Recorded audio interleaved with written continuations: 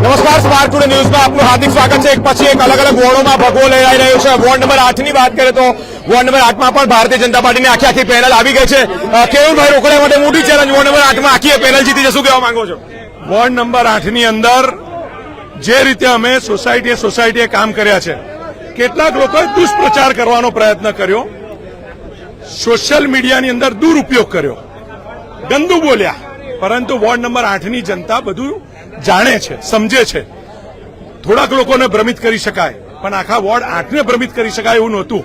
એસઆઈઆરમાં 17,000 vote ward number 8 માંથી કપાયા પછી પણ આજે 2,503,000ના માર્જિનથી પેનલ નીકળવી અને આખી પેનલ જીતવી એ દેખાડે છે કે ભારતીય જનતા પાર્ટીનો વોર્ડ નંબર 8 ગઢ રહ્યો છે અને ગઢ રહેવાનો છે। કેવલભાઈ, જયારે પ્રચાર થતો હતો ક્યાંક ને ક્યાંક લોકો દ્વારા પ્રત્યાક્ષેપ કરવામાં આવ્યા હતા, શું માનતા હતા? એવું લાગતું હતું કે ક્યારેક થોડા ઓછા લીડથી હારી જઈશું કે થોડાક લીડથી તકલીફ થશે? ક્યાંક કોંગ્રેસના ઉમેદવારો અપ્રચારને દુષ્પ્રચારમાં માનતા હતા, ગમે તેવા શબ્દો બોલતા હતા। આ ખરેખર લોકોએ આ માનસિકતાને પણ નકારી દીધી છે અને એમાં પણ ખાસ એજ્યુકેટેડ લોકો જેને આ જોયું છે ને એને આ ઘૃણાસ્પદ રાજનીતિને જાકારો આપ્યો છે। અને હું એવું ચોક્કસ માનું છું કે પ્રજાની વચ્ચે ભારતીય જનતા પાર્ટીનો કાર્યકર્તા રહ્યો છે, લોકોની વચ્ચે અમારા આગેવાનો ફર્યા છે, લોકોના ત્યાં અમે કામ કર્યા છે। આ એની જીત છે। કયા પ્રકારની રણનીતિ કામ કરી ગઈ? કારણ કે જે પ્રમાણે માહોલ બંધાયો હતો, સોશિયલ મીડિયા વોર તમે વાત કરી, ગ્રાઉન્ડ લેવલે પણ ક્યાંક ને ક્યાંક કોંગ્રેસના 4 ઉમેદવારો જોરશોરથી કહી રહ્યા હતા કે જીતનો વિશ્વાસ એમણે રૂટ પણ નક્કી કરી દીધેલો। ત્યાં કેયુરભાઈએ પાયાના કાર્યકર્તાઓને સાથે રાખીને કમળ ખીલાવ્યું છે। એ કમળ ક્યાંક ને ક્યાંક કાટાળા જગ્યા પર કમળ ખીલ્યું છે, શું માનો?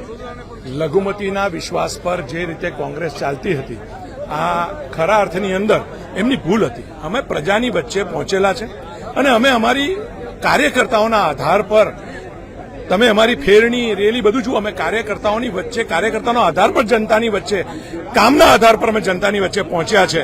ત્યારે મને ચોક્કસપણે હતું જ કે અમે આ જગ્યા પર 3-4 હજારથી પ્લસ માર્જિનથી જીતીશું અને એક્સપેક્ટેશન કરતા જે મતદાન થયું એ મતદાન થોડુંક ઓછું થયું, ગરમી હતી અને આના કારણે માર્જિનમાં થોડોક ઘટાડો થયો, બાકી અમારી એક્સપેક્ટેશન મુજબ જ રિઝલ્ટ આવ્યું છે।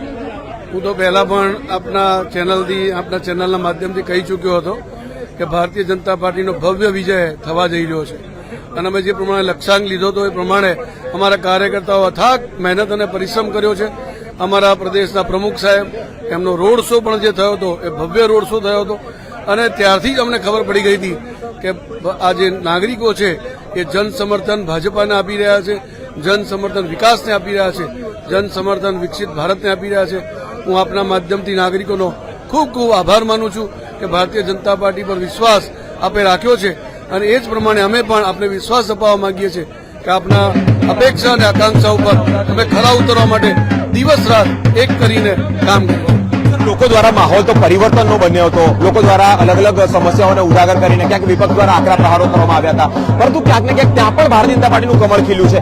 કયા પ્રકારનો વિશ્વાસ લોકોને અપાયો હતો, કયા પ્રકારના વિશ્વાસમાં લોકોને લીધા હતા, જેને લઈને એક પછી એક વોર્ડમાં ક્યાંક ને ક્યાંક કમળ ખીલી રહ્યું છે? એ જગ્યા પર જે કોંગ્રેસનો ગઢ ગણાતો હતો ત્યાં પણ ગાબડું પડ્યું છે અને કોંગ્રેસના ગઢમાં પણ ભારતીય જનતા પાર્ટીનો ભગવો અને કમળ ખીલ્યું છે। આ કયા પ્રકારના વિશ્વાસની વાત છે? અમે ત્યારે પણ વાત કરી હતી કે માત્ર સોશિયલ મીડિયા ઉપર પ્રચાર કરવાથી કોઈ મન બદલી નથી શકાતા। નાગરિકોના મન જીતવા હોય તો તમારે નાગરિકોની વચ્ચે સંવાદ કરવો પડે છે।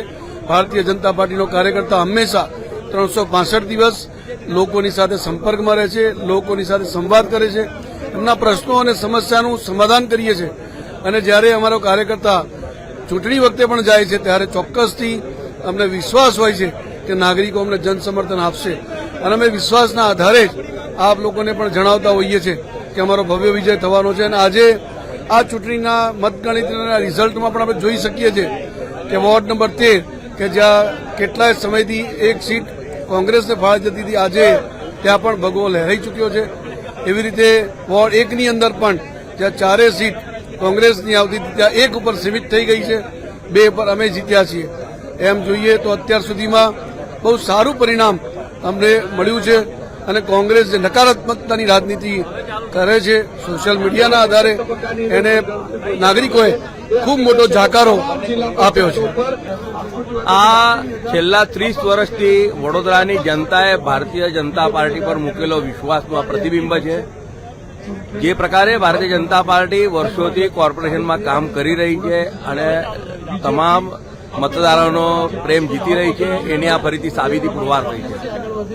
વોર્ડ 1માં કોંગ્રેસના પુષ્પાબેન વાઘેલા જોડાયા છે. પુષ્પાબેન, લોકોએ તમારા પર વિશ્વાસ મૂક્યો છે, શું કહેવા માંગો છો? ભવ્યાથી ભવ્ય જીત થઈ છે. આ મારી 5મી ટર્મ છે. આ જીત એટલે મારા મતદાર પરિવારોએ મારી પર મૂકેલા વિશ્વાસની જીત છે. આ જીત એટલે મારી પ્રામાણિકતાની જીત છે. અમારી 24/7 લોકોના કરેલા કાર્યોની જીત છે.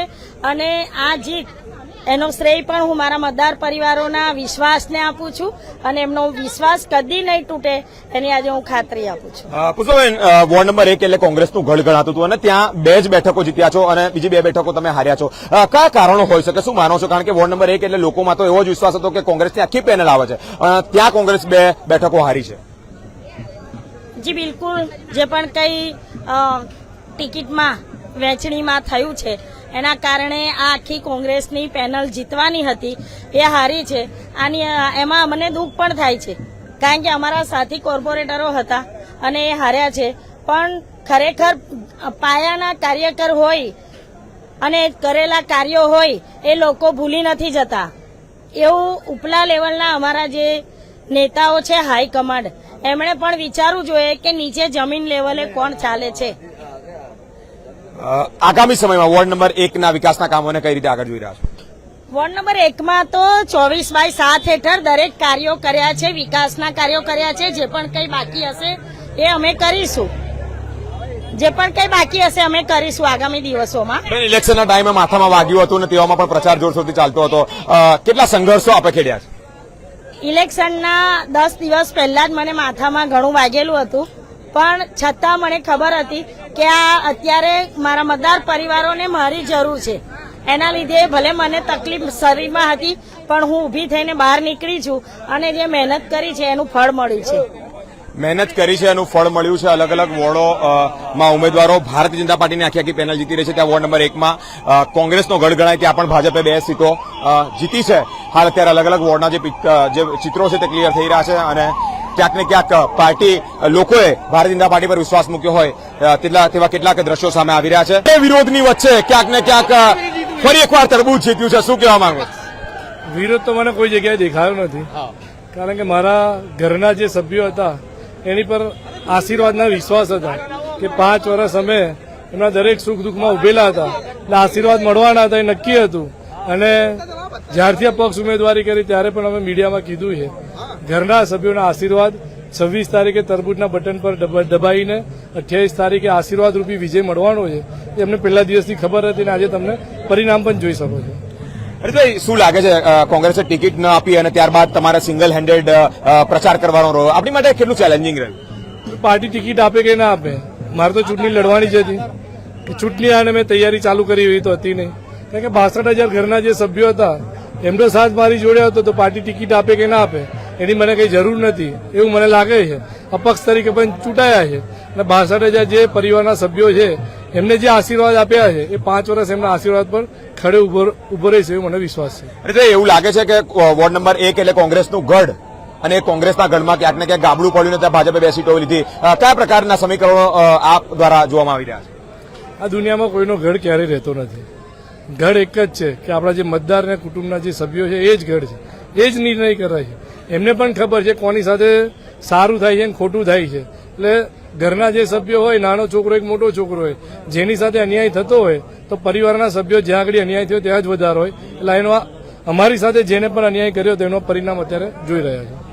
અલગ અલગ વોર્ડમાં ભારતીય જનતા પાર્ટીનો ભગવો લહેરાઈ રહ્યું છે અને કમળ ખીલી રહ્યું છે. વોર્ડ નંબર 8ની અત્યારે હાલ અપડેટ સામે આવી છે કે જ્યાં ધારાસભ્ય કેયુરભાઈ રોકડિયા દ્વારા કહેવામાં આવ્યું હતું કે ચેલેન્જ સાથે કહીએ છીએ કે અમે 4 જે ઉમેદવારો છે, કેન્ડિડેટ છે, તે ભવ્યાથી ભવ્ય લીડથી બહુમતીથી જીતે છે અને આજે વાત સત્ય પુરવાર થઈ છે. અલગ અલગ વોર્ડમાં ભારતીય જનતા પાર્ટીનો ભગવો લહેરાઈ રહ્યો છે. અલગ અલગ જગ્યા પર અલગ અલગ વોર્ડોમાં કમળ ખીલી રહ્યું છે. વોર્ડ નંબર 13થી શરૂઆત કરીએ કે જ્યાં બાળુ સુર્વે કે જે કોંગ્રેસનો ગઢ ગણાતો હતો તેઓ પણ હાર્યા છે અને ભાજપની આખી પેનલ જીતી છે. ત્યારબાદ ward number 7, ward number 5, ward number 4 જ વોર્ડ નંબર 4 અજીતભાઈ માટે પણ ચેલેન્જિંગ કહેતું અને ત્યાં પણ આખી પેનલ જીતી છે. વોર્ડ નંબર 8 ચર્ચામાં રહી છે કારણ કે કોંગ્રેસના જે યુવા નેતા છે સુજલભાઈ વ્યાસ તેઓ દ્વારા પણ એડી ચૂંટણીનું જોર લગાવવામાં આવ્યું હતું. અલગ અલગ જગ્યા પર ડોર ટુ ડોર કેમ્પેનિંગ કરવામાં આવ્યું હતું, પરંતુ ક્યાંક ને ક્યાંક કહેવાય છે કે પ્રજાનો વિશ્વાસ જીતવામાં ભાજપ આગળ હતું અને તે જેને લઈને જ વોર્ડ નંબર 8માં ભારતીય જનતા પાર્ટીની આખી જે પેનલ છે તે જીતી રહી છે. અલગ અલગ વોર્ડના દ્રશ્યો અને ત્યાંની અપડેટ આપ સુધી પહોંચાડતા રહીશું. તમામ અપડેટ જોવા માટે મારી સાથે સ્પાર્ક ટુડે ન્યૂઝ પર જોડાયેલા રહો. કેમેરામેન ગૌતમ સાથે હું Biren, spark today news Vadodara.